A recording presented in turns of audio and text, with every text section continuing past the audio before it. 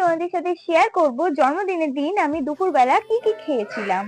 তো জন্মদিনের দিন ফার্স্টে আমার থালিটা এটা ছিল, যেটা সম্পূর্ণ আমার মা করেছে। এই একটা ডোনাট ছিল, তারপরে এই স্পেশাল মিষ্টিটা, আর বাঙালিদের রসগোল্লা না হলে হয়, তার সাথে চাটনি, পাঁপড়, চিকেন, ডাল, আর এই হচ্ছে কষা কষা আলুর দম, সাথে 5 রকমের ভাজা, লুচি, পোলাও আর বিরিয়ানি।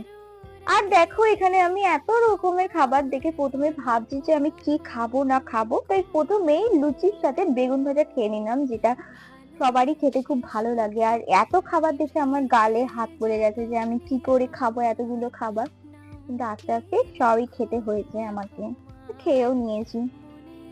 আর এখানে আমি সবার প্রথমে লুচি দিয়ে আলুর দমও খেয়ে নিলাম, কষা কষা আলুর দম আর লুচি জাস্ট ফাটাফাটি জমে গেছিল ব্যাপারটা।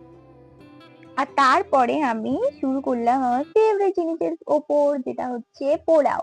পোলাও দিয়ে চিকেন কষা খেতে জাস্ট দারুণ ছিল, মানে এটার জন্য দুপুরবেলাটা আমার পুরো জমে গেছিল, জন্মদিনের দুপুরবেলা।